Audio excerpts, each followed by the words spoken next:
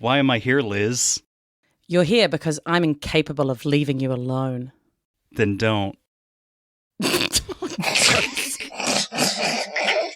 Oh my God. It made me uncomfortable in my nether regions. Caleb. My penis just shriveled up and has died. Warning, the following podcast contains coarse language and spoilers for the film and the title of the podcast. Now playing movie reviews in 20 Qs. Hello, good people, and welcome to Movie Reviews in 20 Qs, the show where we review a movie by asking 20 weird and wonderful questions about it. I'm your host, Liz, and this is going to be a hell of an episode. Quick backstory for you all. Last year during Livestream for the Cure, which is an amazing online event run by the amazing Nikolis, where content creators raise money for cancer research, somehow it was decided that Caleb from Netflix and Swill and me would do a live reading from the Sexy Times novel 50 Shades of Grey for this year's event. And horrifyingly, this is actually going to happen. We fucked up. We sure did. I said the stupid thing, it was funny at the time, and then every day since then has been a living hell of me anticipating it. Yep, but it'll raise money. It's because Caleb has no shame and Liz has all of the shame, so it'll cancel out somewhere in the middle. It might not raise money, but it's going to raise something. Oh, dear. Not an erection, though. Not an erection. I'm really uncomfortable already. Anyway, because of this horrifying upcoming event, I figured that for some sweet, sweet foreplay prior to the action, see what I did there? That was like a play on words. That's really kind of it. I've got a double facepalm team. Everyone listening to this, please go get in the shower right now and just start running the shower the entire time you're listening to this episode. Please. Just please. Oh, amazing. We need to do this as quickly as possible because my virginity is growing back the longer we do this. Well, let me finish the initial blurby blurb. Movie Reviews at 20 Qs is going to review 50 Shades of Grey, everyone, and we're doing it with Nick and Caleb, if that wasn't already immensely obvious. So, yay! Yeah, I think. If you couldn't tell that Nick and I were both here, you could tell by the fact that we both talked over you the entire time to make stupid jokes. Yeah! Yay. I'm so looking forward to editing this later. It's going to be so fun. Why did I do this to myself? The delete button's a way of editing. Yeah. Just combine the audio, put it up, and don't worry about it. Don't give it a second thought, you know. I'll keep that in mind as an option, actually. I'm not ruling it out. How are you guys? You guys are good? I'm doing well. I'm in the process of moving back to my home state of Pennsylvania, which explains why I am currently in my nephew's office with a giant wall hanging of the bee from the Bee Movie leering at me that he has for some reason. I'm in my nephew's... It's really big. It's a very large Bee Movie bee.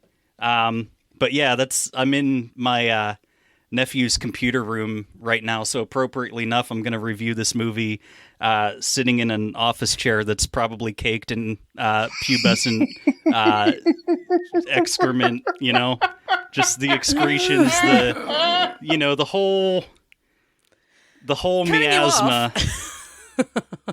I'm cutting you off. Nick, how are you? I'm just tired.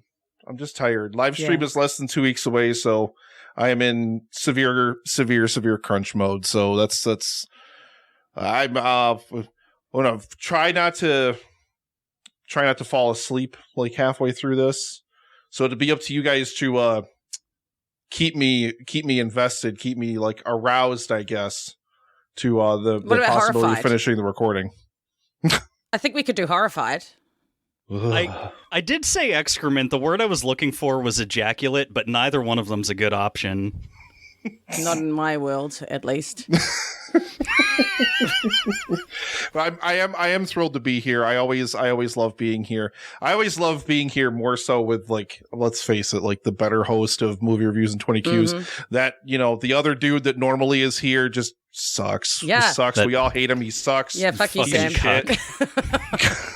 It wouldn't be Movie Reviews in 20 Qs where I'm hosting and Sam isn't here if we don't make fun of Sam ever so slightly. So we've been recording for like almost 6.5 minutes. There we go. And like we hadn't made fun of him yet. So yeah, we saved most of it for before. I have, done guest spots. I've been in this game for a little bit. I've done guest spots on a lot of shows. This is probably my favorite, home away from home to come to and just talk about random bullshit. So, yay. Oh, well, I'm very pleased to have you both. you hear that, Gerald? Go fuck yourself. All right. Well, without further ado, I will do the blooby blurb. If you'll fucking let me. So here we go. We are reviewing the first movie in the 50 Shades of Grey trilogy. I've already fucked it up. There we go. We're reviewing the first movie. Good job. Thank you. Nailed it. Thank you very much. We're reviewing the first movie in the 50 Shades trilogy, 50 Shades of Grey. It was released in 2015, directed by Sam Taylor Johnson and written by Kelly Marcel. The trilogy is, of course, based on the series of books by the same names by E.L. James.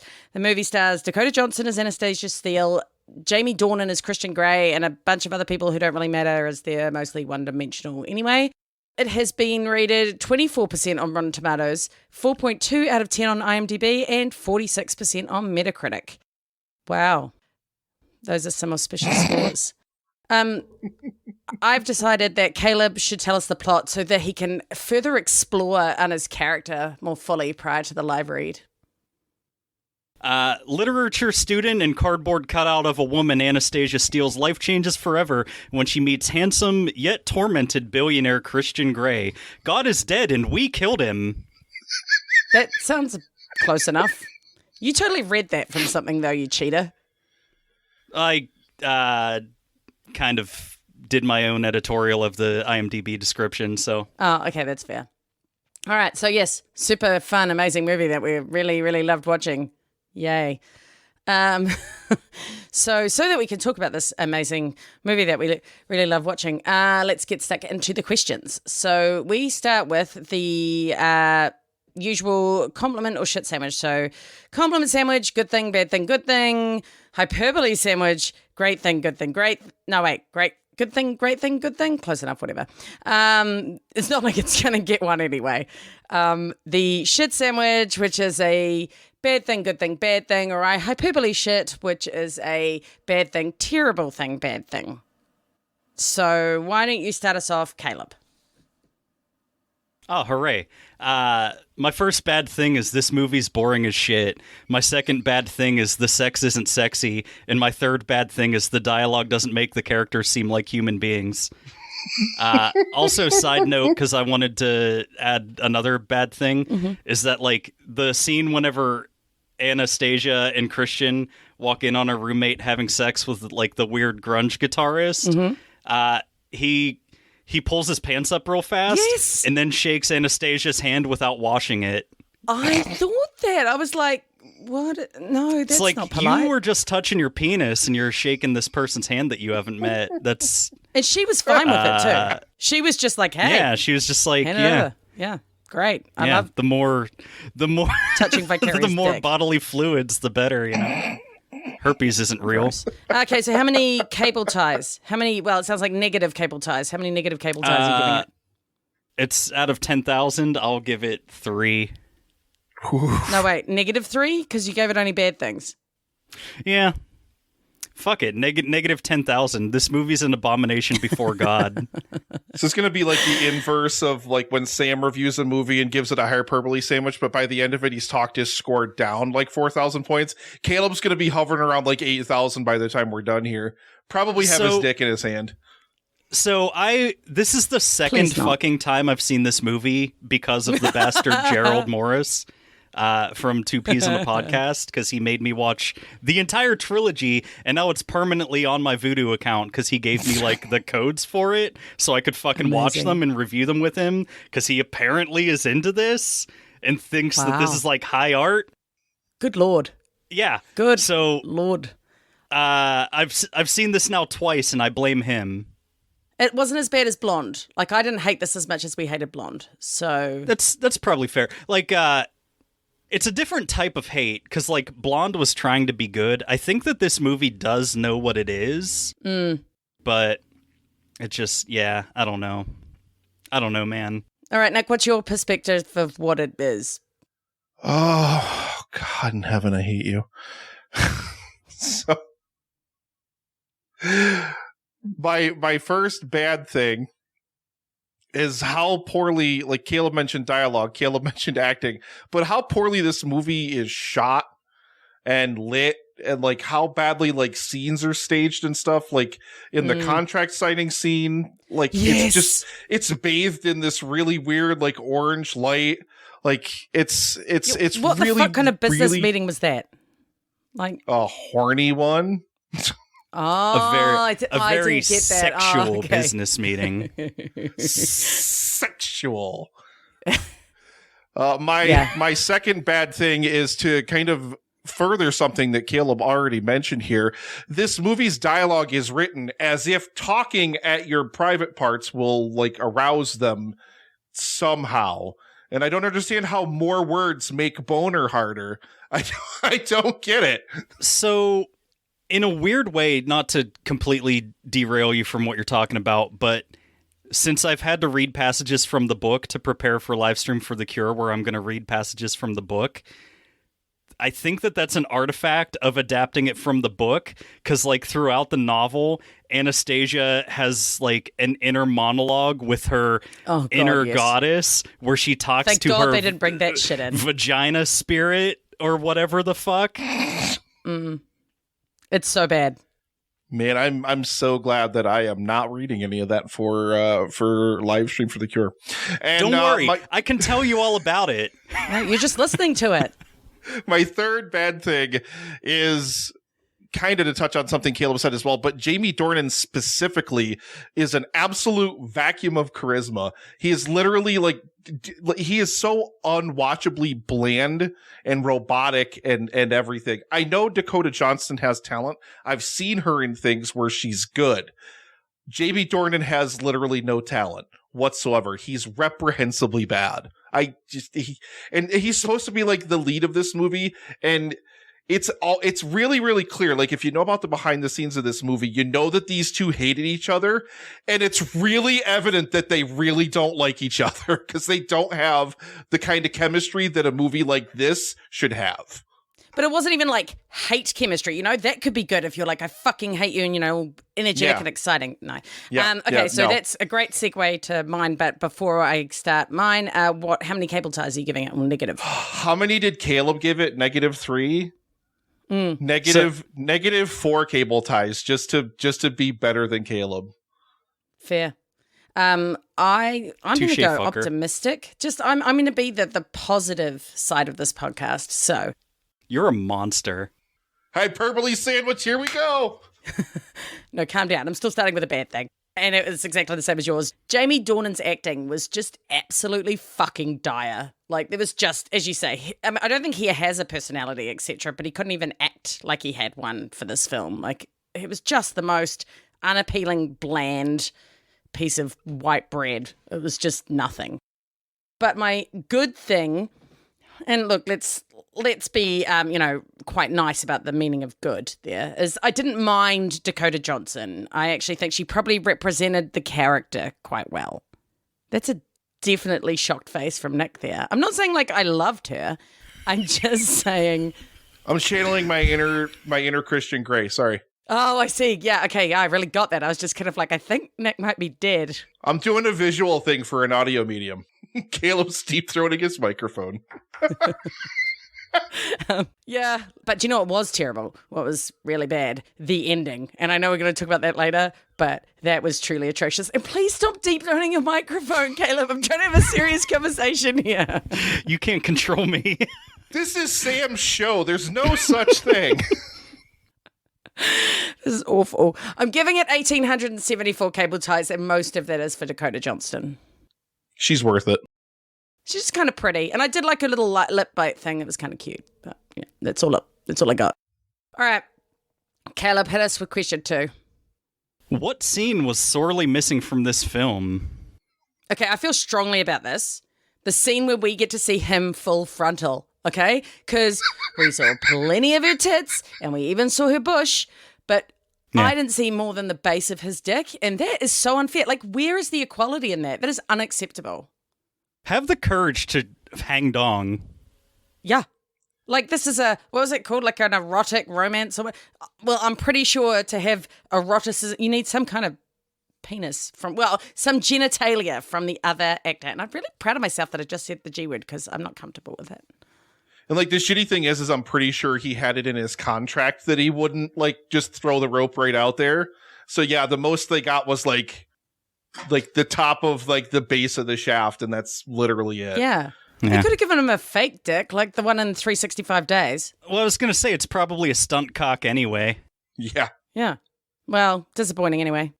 CGI can do anything these days. Like, you know, why not? Yeah. If you're worried about like people thinking less of you, why not just like have your pants come down and all of a sudden a fucking boa constrictor just slithers out of there? Like, you'll be fine, dude. Yeah, Like it probably looks like literal boa constrictor. it probably looks like a fucking mushroom in a cornfield. They should have channeled Good Place and had just wind chimes down there. You know, Derek Styles. Had a Christ. 3-pack of tennis balls hanging down there. It's like a cop's flashlight. Okay, someone else answer the damn question when you can catch your breath. All right, well, I'll go. So for me, the scene that was sorely missing from this film, I've been pounding this drum for a while, giggity, no pun intended. But what this needs most is a scene of Christian giving Anna appropriate aftercare, which is one of the foundational principles of BDSM, in order to make sure that she's okay after having weird sex. The closest they came was when he was carrying her down the passage after the first one, when she was obviously really tired out, and he was obviously going to be taking her back to bed. But that was it. That was all you got. Yeah. Yeah. Yeah, and actually, like, there was, you know, because I intentionally pick weird movies to watch on our show, but there was, I forget what the fuck it was even called, but there was a Korean movie about, like, a guy who's, like, an office worker who, like, becomes a submissive to, like, a girl that he works with or whatever the fuck. But, like, it actually showed her performing aftercare for him, and it was, like, this is the first, like, actual BDSM movie that isn't just, like, abhorrent for that reason, you know? Yeah. Legit cool, man. All right, Nick. Add more to this 2-hour, 5-minute film. Well, I mean, they could have shortened it drastically if, like, when they were on that helicopter, if there would have just been a grisly helicopter crash, and then the credits rolled at his funeral. Yeah, like, at his funeral, like, the credits just roll, and everybody gets to go home less horny, I guess, because they didn't get to watch the rest of the horny content and hear the rest of the boner-raising dialogue.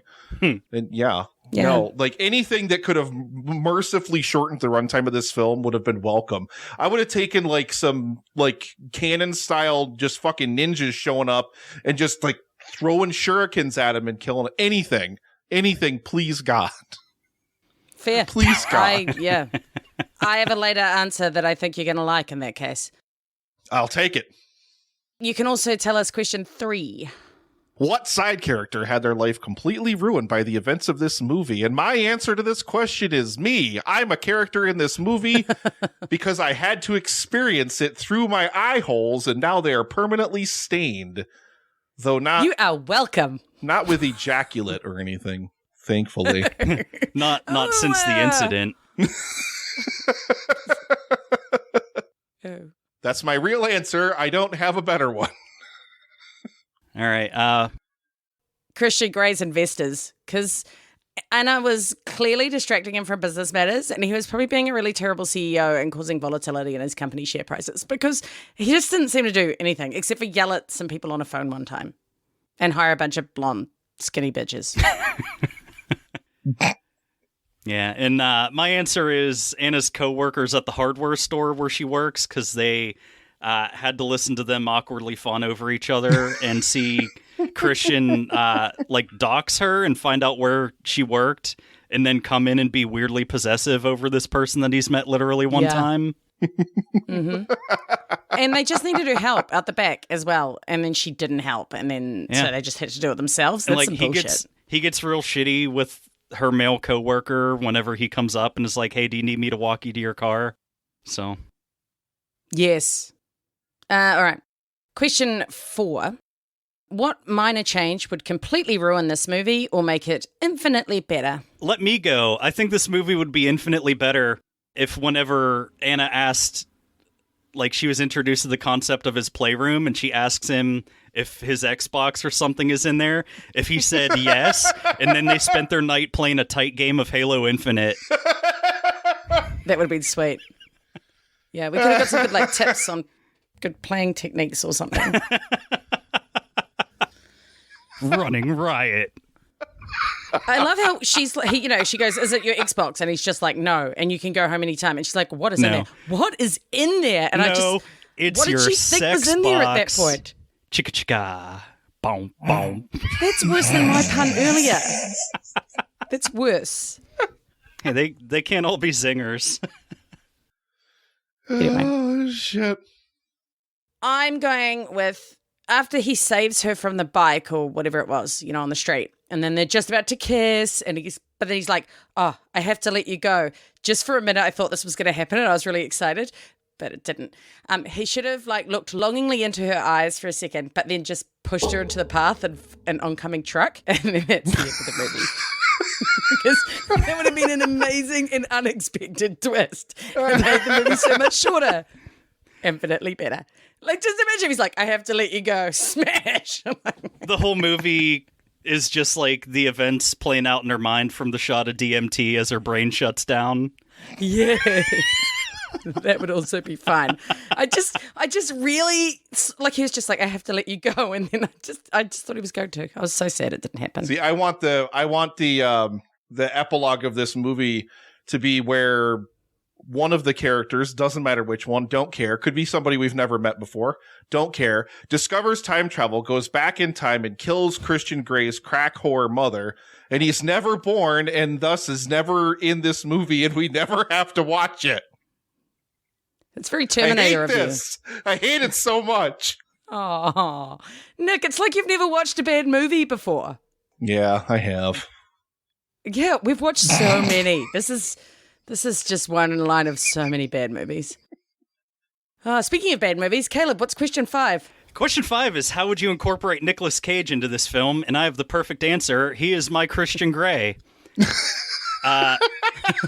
He'd go to Anna and be like, I'm gonna make you totally come. I'm gonna get down there and I'm gonna do the whole alphabet. A, B, C, D, E, F, G, H, I, J, K, L, M, P.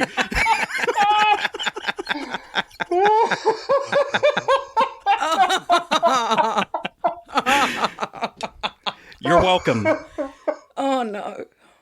WXYZ. That's all you have to do. That's all you gotta do. The only thing that would vaguely meet that is if he played Anna and went fully dressed up as a woman, but badly, and just played Anna. Christ. That's the only other option you have there. Oh my god. Instead of raising Arizona, it's raising Dakota. I see you, didn't I? Is that anything? I don't know. Probably Can he not. play Anastasia's dad? I mean, anyone could have played as Anastasia's dad. Anybody could have played any of the other characters in this movie because they were all just basically window dressing. Yep, 100%. I don't have a better answer than Caleb's, and I'm mad about it. Yeah, me too. It's all shit from here. Let's just move on. Yay, I win the podcast. Let's move on to question 6, which is a Patreon question. Hooray, it's a Patreon question from the executive producer of the Livestream for the Cure, Dan of Netflix and Swill. How would you include the song All the Small Things by Blink-182 in this movie? And please tell me everyone else's answer is when we see the top base of his shaft, All the Small Things starts playing, and he just slowly buttons them back up and shamefully walks out of the room. What I've written down here is it immediately jumps into the first verse whenever Christian pulls down his weird fuck jeans, revealing his goblin penis. I just said when they're about to bang for the first time and he takes his pants off, obviously. Oh, God. It was pretty much a given. That guy was definitely, what do you call it? What's it called? Short man syndrome or whatever, small dick energy. Napoleon complex. Yeah, he's Penis envy? not substituting. What's the verb?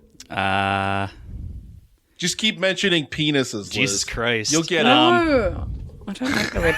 No, they said he was clearly like Like imposter syndrome? no. What the fuck are you talking about, Liz? Like where someone's trying to make up for something else. Oh, overcompensating? That's it. He was clearly overcompensating. Jesus Christ. Well, we got there in the end, so We sure did. it's not about the size of the ship, it's about, how hard you paddle. Oh, 100%. Couldn't agree more, Caleb. Might be a That's an needle, important but it message fucks here. like a sewing machine. Tic Tac's Yeah. still gonna hurt at 200 miles an hour. What's up? Okay. Question 7. Jesus Christ. Look, I got to keep this going, guys, or this is just going to dissolve into God knows what. It didn't already? It could get worse. I really think it could get worse, which is I find that the most terrifying in sensual itself. part of a woman is the boobies. On a sixth sense. I hate you both. Why did I do this? Why did I do this to myself? I chose this path. I just want to editorialize here for just a moment and let the listener know that I did give Liz an out, and I was like, if I can't make the recording, you two can just do it by yourselves. Although I'm sure it still would have been as bad. So Yes. we need you to be the meat and the man witch, because me and Liz are both completely fucking awkward, and if you weren't here, I wouldn't be able to be funny. Fair. It's that. It's what he said. Fair. Yeah. Can I do number 7 now? Is that all right? No. I allow you. I hate both. Thanks. That's majority rules. Alice Sixth Sense. What character could have been dead the whole time and no one knew? Both of the main characters, because they give completely lifeless performances anyway. Yeah. I mean, I was going to say, the clear and easy answer to go for here is Christian, because he is legitimately just An android. and his character is supposed to be really emotionally detached anyway, but then they cast an actor to play him who doesn't understand what human emotion is. Beep boop, beep boop. They haven't installed his emotion chip like Data in Star Trek yet. Meep, more, zeep. See there, if you want if you need an actor who can play a character who is emotionally detached, whatever, Andre Braugher. Oh my God. Braugher from Brooklyn Nine-Nine. He plays an amazing human/robot. But Jamie did not. No. The only other person I thought of was her dad, because I don't think he talked to anyone else, and I thought that could have been a really good random twist, because it turns out she's as fucked up as he is, just in a different way. I thought you were going to She's say it just seeing turns her out she's dad. fucking her dad, and I was going to be like, wow, Ugh. this movie got weird. Nick, you mentioned Data from Star Trek, and now the only thing that I can think about is a version of this movie where Brent Spiner plays Christian Grey. I'm Googling it. Brent. As Data, or Fine. just as himself? Or Dr. Oaken from Dr. Oaken from fucking Independence Day. Independence Day, which Dan would kill me if I didn't that's say. You're right. welcome, Dan. The You're last few welcome. days here have been really exciting. Exciting. People are dying out there. I don't think exciting is the word I'd use for it. That would be amazing in this film. That would have absolutely made this film infinitely better. Why didn't you answer that earlier? Yeah. We're slowly, guys, better answer. what we're doing right now is actually what we don't want to do. We are arousing Dan by turning this into an Independence Day podcast, so we have to transition away quickly. That's true. And also, we're intentionally talking about other movies because we don't want to talk about this one, so let's just keep bashing through it. Well, the next question's good for that. Yeah. So, what was the biggest load of bullshit in this movie? Oh, that Anna didn't go running for the hills with the copious quantity of red flags displayed by this man. The meeting in the hardware store would have had me calling the fucking FBI. It was ridiculous. If a dude's standing there, staring deeply in your eyes and going, thanks, I'll take some cable ties, some masking tape, and some rope. Yeah. And then I'm going to get naked. And a shovel and a I'm bag not of lime. thinking sexy times. Yeah, I'm thinking murders. And then she makes the joke ha ha ha, you're the perfect serial killer. I'm like, yes, girl. Why are you not seeing this and running the fuck away? The only way the movie works is having her as this ridiculously naive virgin, because any sensible woman would have seen this horror movie for what it really, really is. I need to buy enough ice to fill a bathtub and some lawn darts. What the fuck? And a scalpel. I will be taking your kidneys. I'm going to pivot away from it because I mean that was like my answer was along those lines, but I kind of thought of another one, and it's like that Christian Grey is in any way like a successful like CEO of a company because he doesn't fucking do anything. What does he do? Yep. He doesn't do He's anything. so young. Well, telecommunications, but also some medical stuff, as we were told. And invested in agricultural practices in Africa. Yeah. Because there's no starving children in America, of course. You know, famously the breadbasket of the world, sub-Saharan Africa, you know. But like he doesn't do any like he runs around in this movie like he's just like a trust fund kid, not like he's like got like a ton of work to do representing global brand or whatever the hell else he does, like doing whatever else. Like he'd be busy all the time. It pissed me off in the very first interview, right, where she's like, what do you, why are you so successful? And he doesn't go, he's like, my mum is really rich and set me up. He's and like, is that I seriously just your got really question? yeah. Fucking I can't believe a douchebag. student journalist is asking me such an obvious question for a student newspaper. After Pratt falling into the fucking room like a dunce. Oh my God. So the biggest load of bullshit in this movie, let me explain to you a thing, because this fucking pissed me off so bad. So after Anastasia comes back to our apartment after interviewing Christian for her friend, who apparently was too sick to do it, she starts making herself a sandwich and offers to make her friend a sandwich as well, and her friend declines. Then after Anna makes her sandwich, her friend says, "Oh, I'm hungry after all," takes Anastasia's sandwich off of her plate and walks away. Mm-hmm. I've killed people for far less. That is some straight up a bullshit. You don't do that. That's just wrong. Jesus Christ. That was wrong. Unacceptable. I'm a fat guy. I need my carbs. It's just basic human etiquette. Like, it's my goddamn sandwich. All right, Nick, what do you got? What deep philosophical debate arose in you during this movie? Can I finish watching this movie without killing myself? Yes, thankfully, but it was probably close. The deep philosophical debate that arose in me was, why would a loving God allow this to happen? The movie. Yeah. The any of it.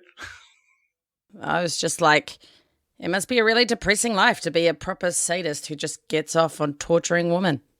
Maybe.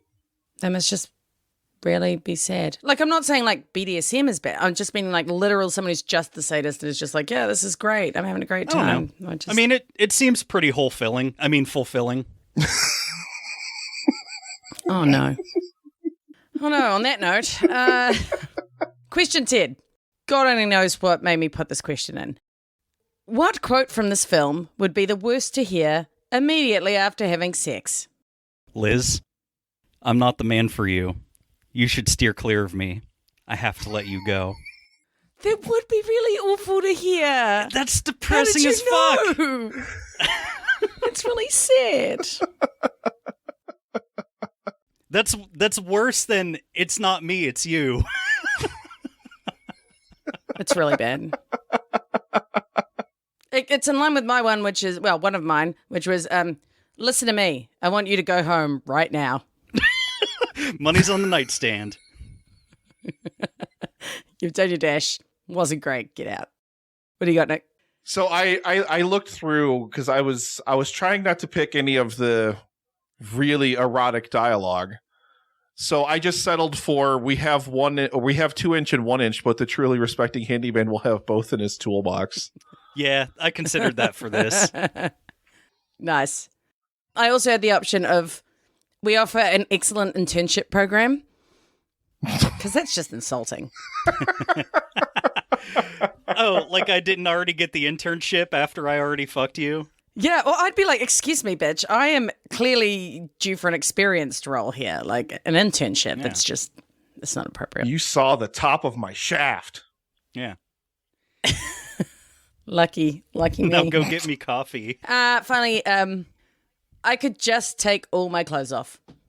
Because why aren't they doing that earlier? Like, why are they doing it at the end? Like, what kind of mess have you made that you need to take off all your clothes? Ew. It's just kind of a hair trigger down there, you know?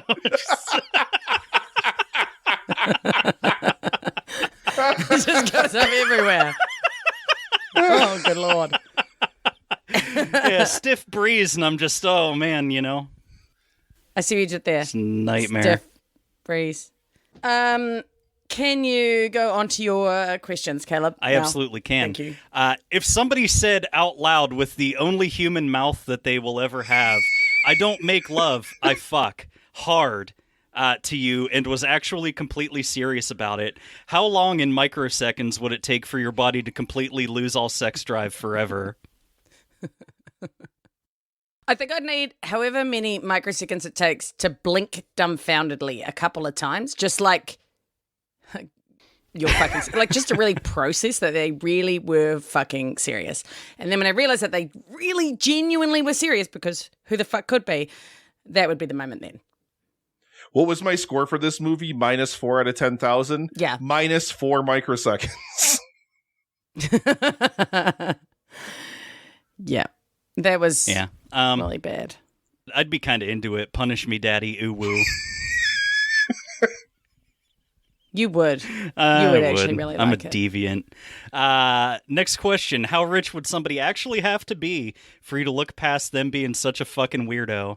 And like, side note to this, I'm not even necessarily talking about the sex stuff, because this guy talks like an alien who came to Earth, and the first thing he learned about humans is that some of them like spanking. I mean, I don't know about anybody else that's on the call, but like, none. Like, there's no amount of money that someone could have, like, if they were like just completely non-compatible with me. Now, I happen to like robots that like spanking, or aliens, I guess. So I'm fine with that. But yeah, it literally would not matter to me. They could have $5 or $5 trillion. Stop wanting to put "you're gonna fist my vagina" in a contract. Yeah, like, or strike whatever anal orifice I fisting have from the contract. What the fuck? I don't know. Legit cool. I said, pay off my student loans and you can do whatever you want to me. I don't care.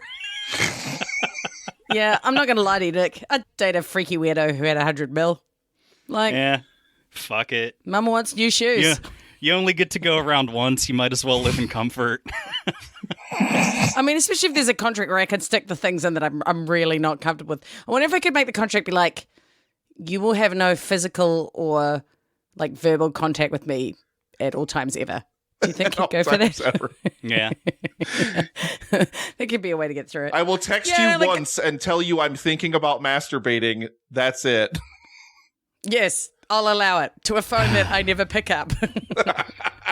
All right. What addendum would you have your lawyer add to the freaky sex contract?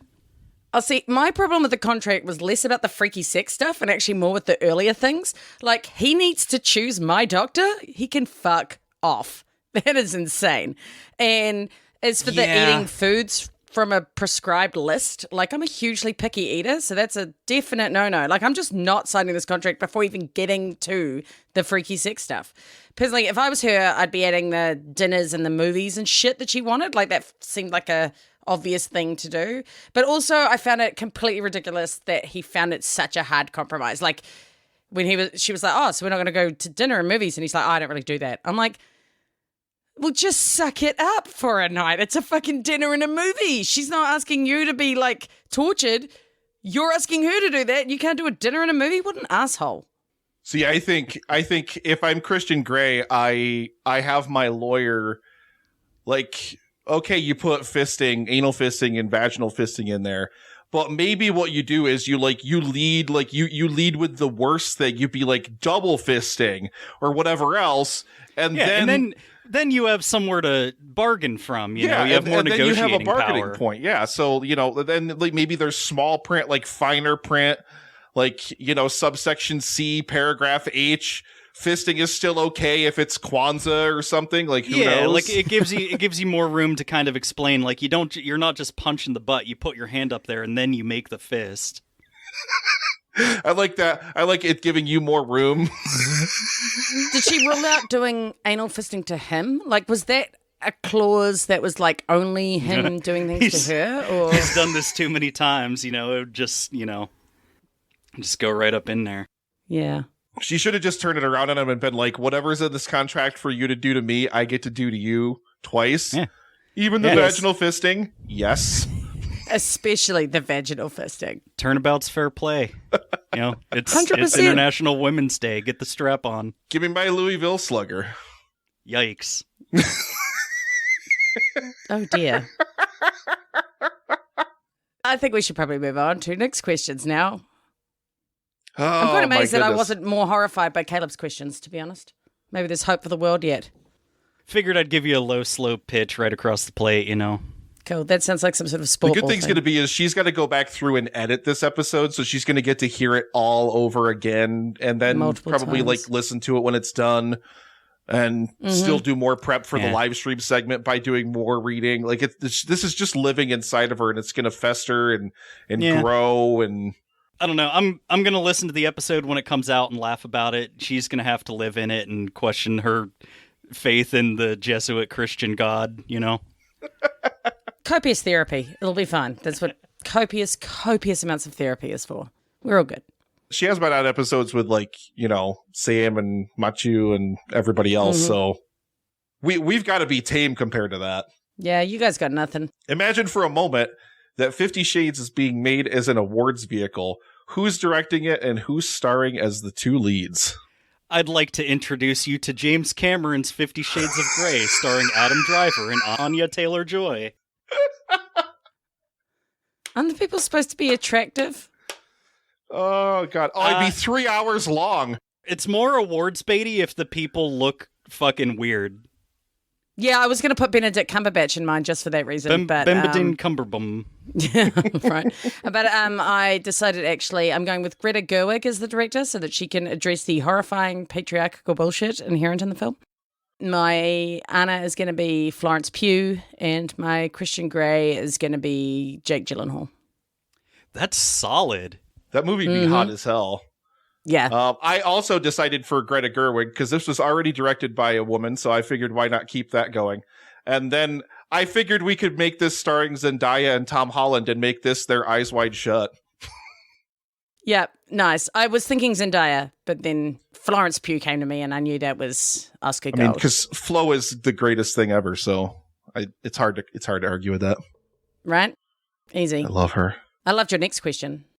Number 15 is recast and gender swap this movie with two actors over 65.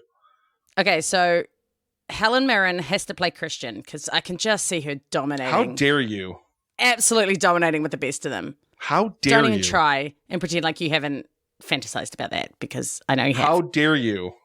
And I feel like Pierce Brosnan has the chops to play the naive ingenue and the looks to just really rile Helen up. Do you guys need a moment to mentally picture this? Or I picked Kevin Costner as my Andrew Steele. But yeah, I mean, who else do you, unless you put maybe Judi Dench in here as Christian Grey. But yeah, I picked Helen Mirren. Yeah. Good. Helen Mirren would be down for it, and I think that's why I picked her.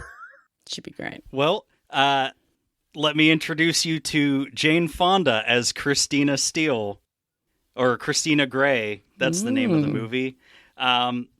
Because, she's actually in her 80s and is still really actually super hot.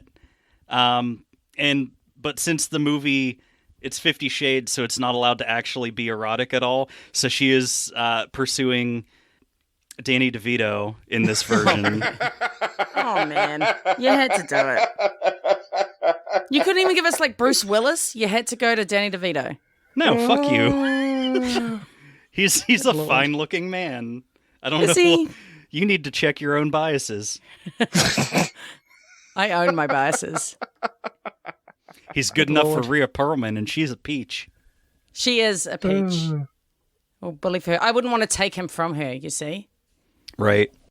That's what Yeah. it is. I'm so thoughtful. Yeah. All right, what's question 16?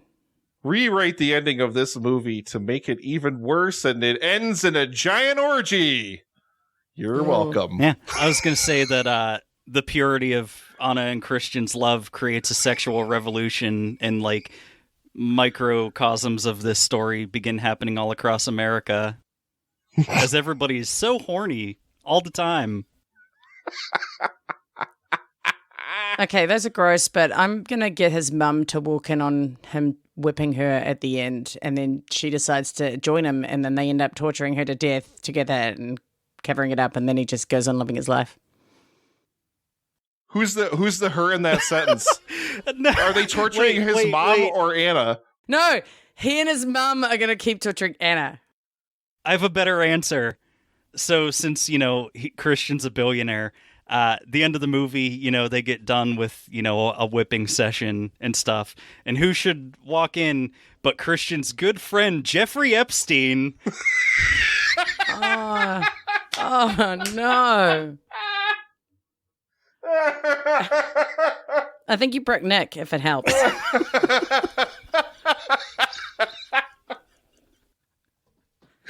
Let me introduce you to some of my friends. Yeah. Black screen to be continued. This is Donald Trump. Quick, hide your pussy. He gonna get it. Oh, my God. Guys, this is not funny. This is traumatic as fuck. It's really bad. Absolutely. It is. Oh, God. I'm laughing from the pain. I thought it was bad to bring in his mum, but you guys just took it to a whole nother dimension. See, I thought when you were saying, like, when you saying his mom walks in, I was like, are Anna and his mom going to, like, team up and whip him? Like, I didn't know what direction you were going with there. I've seen movies that start like that. Any of those options would be terrible, so look, do with it what you will. That's my gift to you. All right. Question 17. Do you think the items in his playroom get cleaned in between uses, and by who, and who would willingly do that? I know this answer. Okay, go. Sam Hurley. Sam, you're now a dildo scrubber. You're welcome. You got to get in the grooves where all the ridges, Sam, get in the grooves there. Yikes. Yeah, they get cleaned by the maid, and she has to do it, or else Christian will have them deported. Ah, yeah, true. I could totally Back see to that, Epstein's actually. Island. No, we're No. past that. Aw. That we made. I thought we could bring it back around. We left Let's the not. room, and that joke hung itself. God. Good Lord. All right, question 18, before that continues. Oh my God, could Anna be more of a basic bitch? No. Moving on. Just, oh my God. She looks like her favorite flavor of pudding is tapioca. Yes. I wonder why she lied when he was like, so was it Bronte or Austen or Hardy that got you into literature? And she's like, Hardy. I'm like, bitch, it's Austen. We all know it's Austen. Christian knows it's Austen. You know it's Austen. Don't lie to us. You're the most boring. The fucking car, a VW, really? She was terrible. Anyway, question 19. Should Hollywood be leaning more into using fan fiction as a source for new material? Well, I mean, we're about 6 months away from getting scripts written by AI, so why the fuck not? Yeah. I mean, I've read in my time, like, some much better fan fiction than this. I mean, Absolutely. granted, some of it involves, like Harry Potter getting fisted by Voldemort or something, but, Harry Potter and the Sorcerer's Bone. I just always like the Hermione Draco angle. That's always been my preference. Chamber of Secrets kind of still works, like, as a title. Oh, 100%. Goblet of Fire, you could do something with that. Maybe that's the one where they catch some sort of disease. Yeah. They all learn about the dangers of wizard chlamydia. Yeah. Wow, this is great. I hope to see all of our readers, all our listeners just diving in to write these for us now. And All the listeners are still thinking about Sam scrubbing dildos. Keep that in your mind, folks. Sam Hurley scrubbing dildos. We should do a movie based on the fan fiction Sonic High School using the original version from Sonic the Hedgehog, where he was real weird and hyper realistic. Google Sonic High School. It's haunting. Do I really want to? No. Is this something I really want to do? I think that it devolves into sex, obviously, but I think that there's like it gets into like vor and like Shadow the Hedgehog eats Sonic and digests him, but it's sexy. Yeah, that sounds great. I'm so excited. I'm gonna go look it up now. It's sexy if you eat him penis first. Good Lord. For clarity, for anyone who doesn't know, E.L. James got a start in writing by writing fan fiction about Twilight, which probably explains a lot about the quality and storyline of these books. Yeah, Twilight, the book about the fucking 15, 16-year-old girl who has a guy who is 100 years old come into her bedroom at night and watch her sleep. Yeah. It's great. I don't see anything wrong with it. Yeah, super cool and unproblematic. Yeah, there's no issues whatsoever with the Twilight movies. But there is good fan fiction out there, so go and read it, people, honestly. Read anything else. Anything. Yeah. Just not Twilight, not 50 Shades. Don't watch it, don't read it. I just finished reading Dune, and now I'm reading House of Leaves. Weird coincidence. My boyfriend just finished reading Dune. Oh, he finished reading the first half, and now he's on to the second half, like for the second movie, right? Or third? I don't know. Ooh-woo. Yeah, I read the full first novel. I figure if I decide to go for it, I can probably finish Dune Messiah and God Emperor of Dune in time for the new movie to come out. Oh, fair. I don't know. I might go for it. I just watched Station 11, and then I'm going to reread the book because I read it and it's like my favorite book. And so I thought, well, I'll go back and reread the book and see how it compares because I haven't read it in a long time. Great TV show, great book. What we're saying is don't buy 50 Shades of Grey and read actual books. Yeah, there's actual read quality books. Slaughterhouse 5. It's a masterpiece. I'm going to read this script from a B movie, and then I'm going to watch a B movie. I can't imagine what inspired you like to do jazz? that, Nick. I just keep looking at it on the wall, beside Caleb, but I just intentionally can't stop framed the looking shot at it. so that you have Barry B. Benson looking at you the entire time. He's looking at you. Yeah. It's oddly, it oddly centers me through the depravity that we've walked through this episode. Yeah. It's like, like if you're lucid dreaming, you like draw a dot on your hand so you can look at your hand and tell if you're dreaming or not. It's kind of like that. Nice. I just took a screenshot of it so I could put it on Twitter later. Fuck yeah. Yeah. And you can see my Dune shirt that I'm wearing. It says "Fear is the mind killer." It's covered up by More Like Christian Gay, which is your username. Yeah, which is the username that I chose intentionally. Yeah, nice. All right. Should we do the last question so that we can stop talking about this movie, at least until we have to read the fucking thing? Yeah, release me from this horrible contract. Well, it's your bloody turn. Having to talk about this. It's funny that this is Nick's question and I get to say it. Yeah. Which is, what kind of meal is this movie?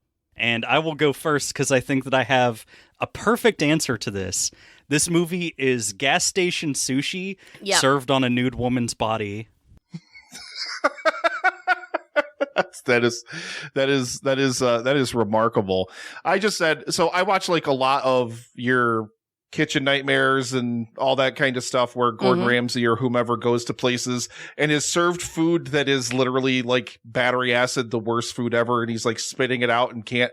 That's any of those meals, like literally any of those times where Gordon Ramsay spat it out and says that tastes like my fucking dog's dinner or whatever. It's fucking raw. Yeah. Any of those ever, because I don't know. I feel like nothing about this movie is digestible in any way whatsoever. And you just want to fucking go in the bathroom, jam your fingers down your throat, and vomit it all out as fast as possible.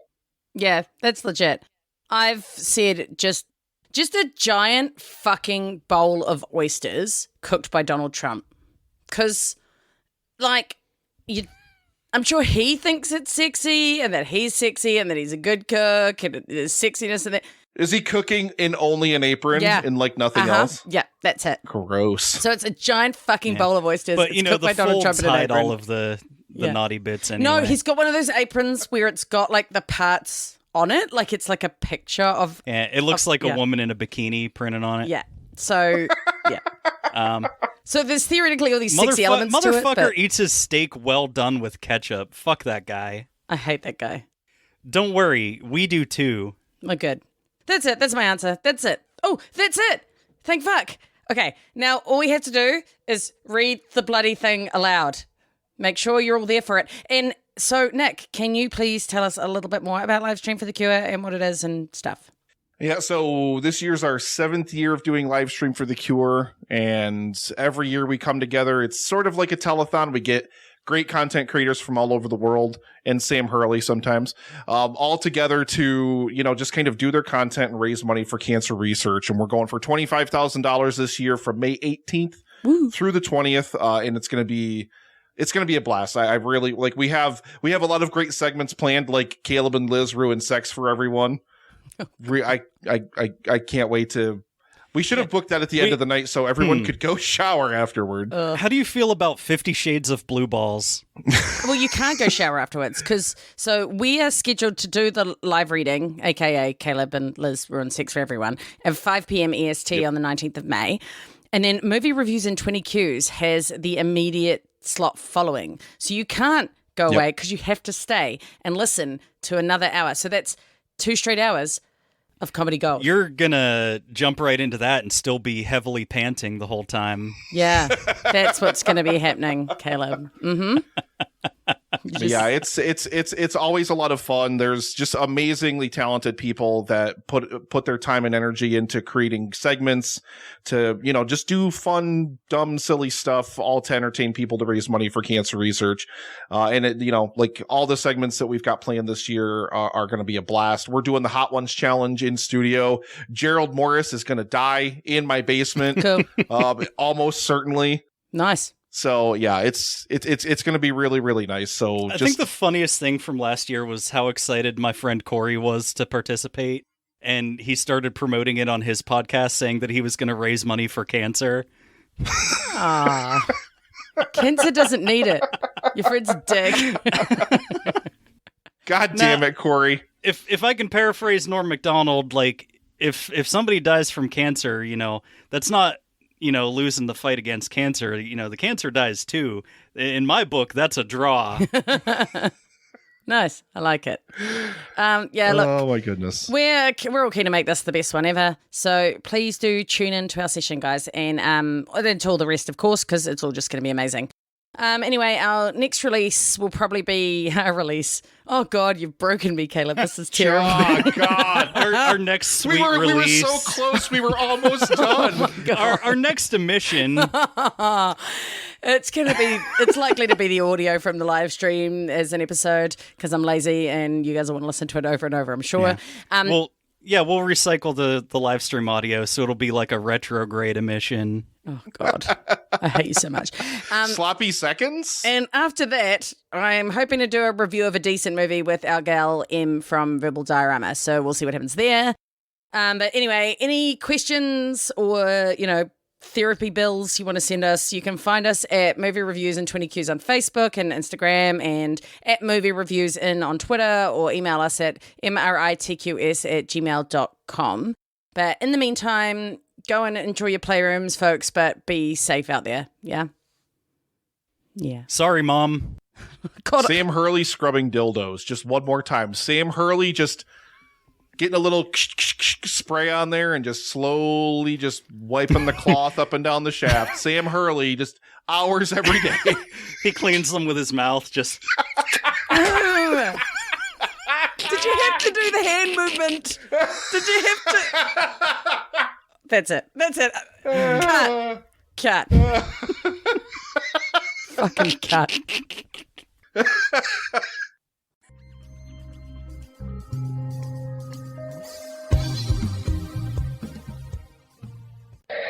What's a butt plug? Well, Anastasia, it's a plug that goes in your butt. It's fairly simple, right? Yeah. It kind of does what it says on the tin. What do you think it's going to be? Just throw some guesses out there. Just have a go. It's a breed of dog from Egypt. Oh, that's fucking weird. I wouldn't have expected that. Dicks, vaginas, butts. Oh, sorry. I should have laid down a towel.